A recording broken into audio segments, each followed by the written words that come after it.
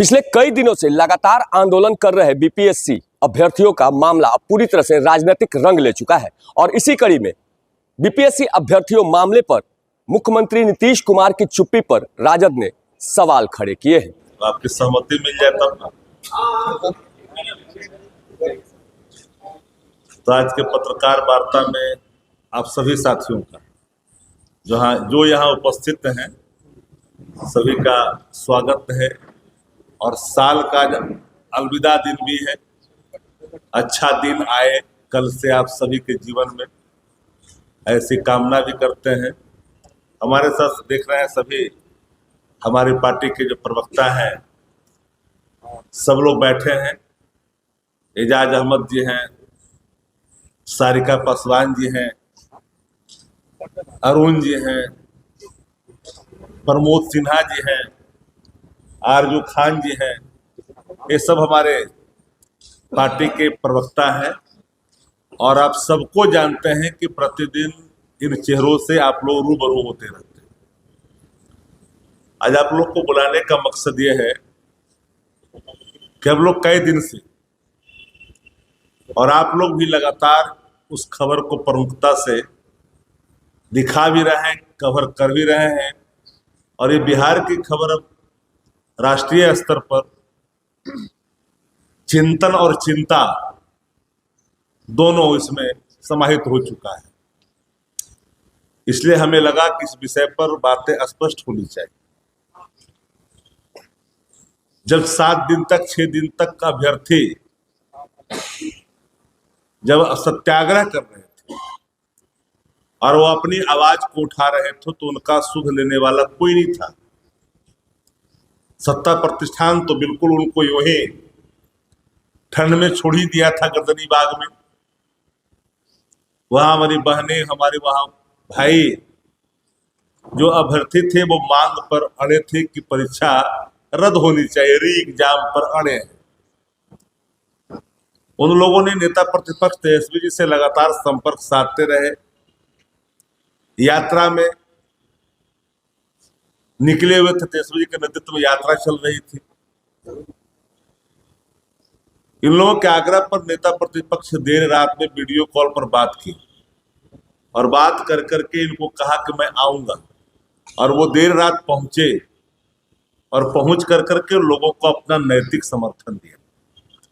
और एक शब्द उन्होंने कहा था, क्योंकि यहाँ जो लोग हैं उसमें कई साथी उस दिन वहां मौजूद थे, कि ये राजनीतिक विषय नहीं है, ये विषय है अभ्यर्थियों के इंसाफ का। ये विषय है बिहार में सफल परीक्षा कराने का, जो लीक रहित हो, लीक सहित नहीं हो। पूरी सरकार लीक सहित है, लीक रहित नहीं है। और इसलिए मैंने कहा कि बिहार में तेजस्वी जी 17 महीने जब थे कोई परीक्षा लीक नहीं हुआ, लेकिन 17 महीना के पहले और 17 महीना के बाद लगातार लीक हो रहा है। और इस लीक से कोई राष्ट्रीय जनता दल और जनता दल और भारतीय जनता पार्टी को वोट देने वाले लोग सिर्फ नहीं, हर लोग परेशान है। तो जब इतने दिनों तक अभ्यर्थियों की बात कोई नहीं सुन रहा था, उस समय नेता प्रतिपक्ष पहुंचे तो एक खबर राष्ट्रीय बन गई। नेता विरोधी दल लोकसभा ने इसको ट्वीट किया तेजस्वी जी के जाने के बाद, और देश स्तर पर इसको लोगों ने गंभीरता से, मीडिया संस्थानों ने भी इसे प्रमुखता से उठाना शुरू किया। कोई चुप था, पोर्टल वाले लोग तो उठा रहे थे, लेकिन नेशनल मीडिया इस सवालों पर चुप्पी साध रखी थी। लेकिन अब गंभीरता से लिया। इसी बीच सत्ता प्रतिष्ठान को लगा कि अब जो है फजीहत हो रही है, और मुझे हैरानी होती है बीपीएससी सरकार चाहे सरकार नॉमिनेट करते बीपीएससी को। बीपीएससी से अगर कोई चूक हुई है, कोई गलती हुई है, कोई भी अपराधी अपराध कबूल नहीं करता। बीपीएससी शुरू से ही कबूल नहीं कर रही थी, बाबत भी एक केंद्र को रद्द किया, याद करिए। नहीं कबूल कर रही थी फिर भी रद्द किया। तो री एग्जाम पर क्यों अड़े हैं? फिर क्या सरकार एक नॉर्मलाइजेशन फिर ला करके सामने खड़ा करना चाहती है? वो री क्यों नहीं करना चाहती? संसदीय लोकतंत्र में, पार्लियामेंट्री डेमोक्रेसी के अंदर एक जो बनावट है कि लीडर ऑफ अपोजिशन जब कोई पत्राचार करते हैं तो उन पत्राचार का जवाब मुख्यमंत्री देते हैं, देश से प्रधानमंत्री देते हैं, लेकिन पत्र लिखे हुए रिमाइंडर तक लिखा। मैं ये कह दूं तो अतिशयोक्ति नहीं होगी कि शासक अचेत अवस्था में, पत्रों के जवाब नहीं मिले। आप कैसे उम्मीद करते हैं कि उन अभ्यर्थियों के जो सवाल है सामने उसको गंभीरता से शासन ले? हम लोग नैतिक समर्थन क्या उवाल हुआ? तो भारतीय जनता पार्टी में देख रहा हूं, सत्ता प्रतिष्ठान में जब बेचैनी हुई तो सत्ता प्रतिष्ठान का जो बेबी प्रोजेक्ट है, जो बाजारू शिखंडी जिसको आप कह सकते हैं, बेबी प्रोजेक्ट के माध्यम से पूरे इस सत्याग्रह को सत्यानाश करने के लिए एक रास्ता तैयार किया गया, डिवीजन की गई। ये अभ्यर्थियों के कोई जात नहीं है, उनके सवाल एक है, उनके रंग भी एक है। जात पात में तब्दील करने की कोशिश की गई और जो वीडियो सामने फुटेज आया उसमें जाति सूचक शब्दों का भी इस्तेमाल हुआ। आखिर मैं जानना चाहता हूं उसको ले कहां जाना चाहते सत्ता प्रतिष्ठान? अपने बेबी प्रोजेक्ट के माध्यम से इतने देर के बाद बेबी प्रोजेक्ट को लॉन्च एक्टिव क्यों किया? पहले ही एक्टिव कर दिया होता तो आपने एक्टिव बाद में किया, जाकर के कहां पिटवाए आप? मुझे हैरानी हुई कि उस पूरे चित्र को, पूरे वीडियो को अगर उस जगह पर कोई राष्ट्रीय जनता दल का लीडरान वहां पर मौजूद होते, लीडर मौजूद होते, तो हमें लगता है कि प्लेटफॉर्म उनको बकसता नहीं। इसलिए नहीं बकसता, कहता कि अनधिकृत रूप से आपने आंदोलन को यहां पर किया है जहां पर अधिकार प्रदत्त नहीं है, अनुमति नहीं है। अब बुलाए झांसे में लेकर के भाग खड़े हो गए।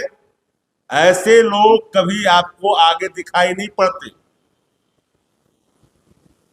जो लोग पाछे की कीमत खाते हैं वो आगे कभी कभी दिखते हैं, और ऐसे लोग कभी भी लड़ाई में आगे आकर करके इनके लिए संघर्ष करें ये मुश्किल है। बात तो दिखती है, लेकिन जब सामने गर्मी का प्रकाश आता है तो दुम दबा के भाग जाते हैं।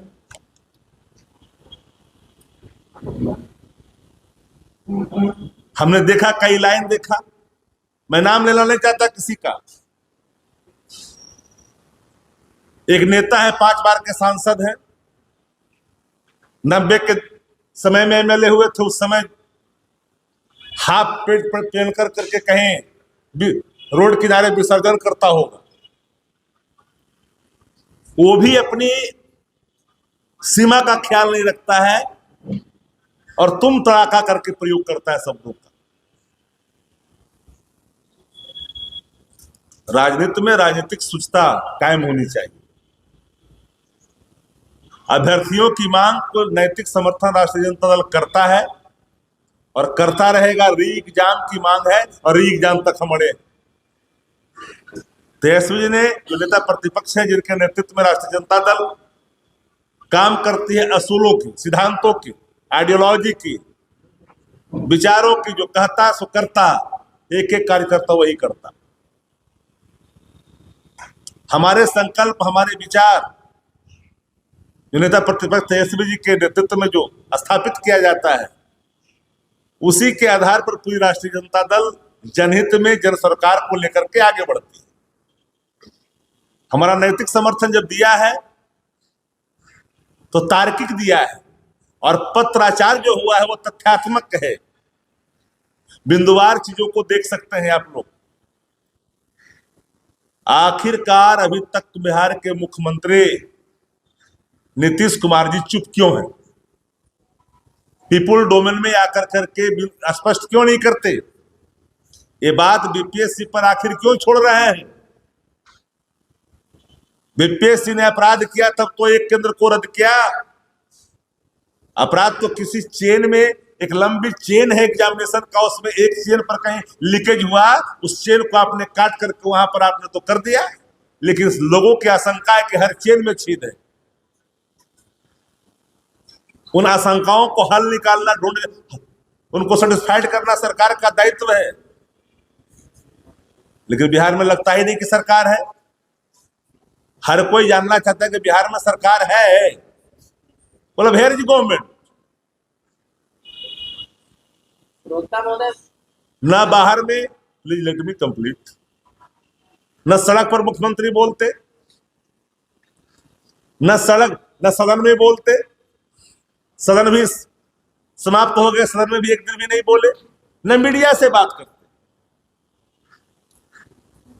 तो तीनों जब जानना चाहता है बिहार के लोग कि माननीय मुख्यमंत्री जी को आखिर कौन सी स्थिति उत्पन्न हो गई है उनके अंदर, क्या राज इस दंश को कब तक भुगतेगा? ये सवाल यक्ष है, और यक्ष प्रश्न जब सामने खड़ा होता है तो उसके हल निकलने चाहिए। बाहर के मुल्कों में ऐसे स्थिति में शासक को अपदस्थ कर दिया जाता है, लेकिन बिहार के मुख्यमंत्री जी और माननीय मुख्यमंत्री जिनके प्रति हम आदर का भाव भी रखते हैं, क्योंकि बिहार के मुख्यमंत्री है, आदर करना चाहिए। लेकिन माननीय मुख्यमंत्री जी के बारे में जिन लोगों ने, और पूरे आप देखिएगा कि यही बिहार के उप मुख्यमंत्री नीतीश कुमार जी को रद्दी माल कहा बुढ़ा गया है, कोई काम सठिया गए। किस हैसियत से कह रहे हो कि हम 12 लाख नौकरी देंगे? आखिर आप हैं क्या चीज? बिहार के मुख्यमंत्री बोल नहीं रहे, तुम टपाटप बोल रहे हो भाई। ये जुमला गैंग के सदस्य हैं। भारतीय जनता पार्टी का दो मुख्यमंत्री, लेफ्ट राइट, आपस और वापस, एक शब्द भी अभ्यर्थियों के आंदोलन पर, सत्याग्रह पर कुछ नहीं बोला। आपकी क्या ड्यूटी है? आजू और बाजू, लेफ्ट और राइट, दोनों कंधों पर दो मुख्यमंत्री हैं नीतीश जी के। क्या मेरे सवाल गलत है कि रिटायर्ड अधिकारी शासन चला रहा है अपने जूते के नोक पे? नीतीश जी टायर्ड है, सबको पता है, तो नीतीश जी बोलते। जो पत्रकार यहां साथी हैं जो उनको कवर करते आए, पता करिए कि नीतीश जी इतने सवालों पर बोलते थे कि नहीं बोलते थे। हमारे पीछे है कई वरिष्ठ साथी, बोलते थे कि नहीं बोलते थे, कंसस रहते थे। कई तरह की चीजें दौड़ रही है बाजारों में, गलियों में, शहरों में, चर्चाओं में है कि बॉडी का जो रिपोर्ट है इन्वेस्टिगेशन का, उसमें थाइलियम का अंश है। तो क्या ये सत्य है जो बिहार के पूर्व मुख्यमंत्री जीतन माही जी कहते थे कि परीक्षा प्रश्न पत्र लीक ना हो? ये कोई आखिरी भी नहीं है, ये पहला भी नहीं है। लेकिन गवर्नमेंट को तो यह श्योर करना पड़ेगा। इतने बड़े बड़े पैसे लगा कर करके इतने बड़े बड़े परीक्षा केंद्र बनाए गए बापू के नाम पर, और वहां पर भी ये हाल। एक तो बापू का अपमान हो ही रहा है बिहार के अंदर में। एक गायिका गाता है, बापू का पसंदीदा भजन गाती है, तो माफी मांगना पड़ता है। वो कैसा बिहार, कौन सा बिहार बनाना चाहते हैं सत्ता प्रतिष्ठान के लोग? और ये दो जो उप मुख्यमंत्री है ना, इनका एक ही काम है, सिर्फ भाषाई रूप से फुहड़पन का इजहार करना। इसके आगे इनके पास काम है। दो मुख्यमंत्री का दो काम बता दीजिए, बिहार के अंदर में दो बड़े काम बता दीजिए दो मुख्यमंत्री का। ईर्षा छोड़ करके, ईर्षा, द्वेष, राग, भेद और भाव दोनों मुख्यमंत्रियों के आचरण में निहित है। एक फाइल गया हुआ है तो नेता प्रतिपक्ष के क्षेत्र का पीपा पुल का, तो कहा कि मैं होने ही नहीं दूंगा, फाइले को लेकर के उस पर बैठा हुआ है। डेवलपमेंट फॉर होम, उस पर कोई एक जाति चलता है क्या? सड़कें जब बनती है तो हर धर्म, हर मजहब के लोग, हर जाति के लोग, औरत मर्द, हर धर्मावलंबी उससे गुजरते हैं। ऐसी भावना, हीन भावना, घाट घाट का प्रतिदिन मोचन करने से, संग्रही भूमिका में जिस तरह से बिहार को आप ले जाकर के बिहार को बर्बाद कर रहे हैं। हम लोग तो घूम रहे हैं बिहार के इलाकों में, नेता प्रतिपक्ष तेजस्वी लगातार घूम रहे हैं। कोई ऐसा कस्बा, कोई भी ऐसा इलाका जहां पर भ्रष्टाचार ना हो। हर जगह पर जहां हाथ डालिएगा भ्रष्टाचार ही भ्रष्टाचार है। इसके लोग क्या क्या बोल रहे हैं, हिंदू मुसलमान, हिंदू मुसलमान। एक बीजेपी का एमएलए क्या बोल गया, सरेंद्र, आप लोगों ने तवज्जो नहीं दिया। कितनी ओछी टिप्पणी कि राजद का कोई भी प्रत्याशी किसी जाति का है वो मियां है। मैंने नहीं कहा, आप लोग देखो, उस वीडियो को देखिए, मेरे ट्वीट को भी देखिए। वो शैलेंद्र उवाच है, शैलेंद्र उवाच, और सुकरू बौकर बाच, शैलेंद्र उवाच है। 12 बच्चा पैदा करता है। अगर आप किसी रोग से ग्रसित हैं, प्रजनन की शक्ति आप में निहित नहीं है, उसका दोषी दूसरा समाज नहीं हो सकता है। क्यों घृणा? हमारे लिए सब बराबर है। इस देश का संविधान क्या है जी? धर्मनिरपेक्ष है, आत्मा। हिंदू, मुस्लिम, सिख, ईसाई सबके प्रति आदर का भाव है। लेकिन इतना जहरीले भाव,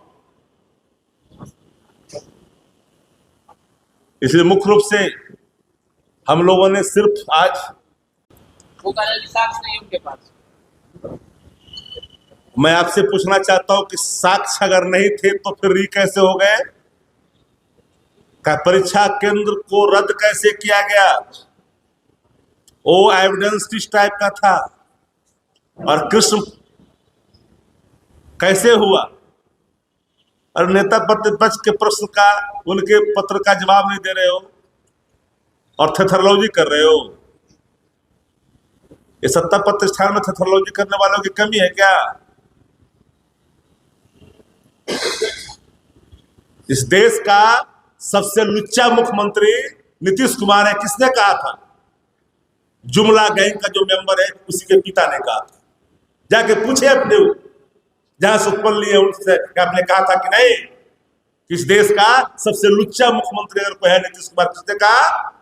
आदरणीय शक्ति चौधरी जी ने। इन पर क्या भरोसा करिएगा जी? ये क्या बोलते हैं लोग? हम नहीं बोल रहे, हम तो कोट कर रहे हैं। पटना आगमन के बाद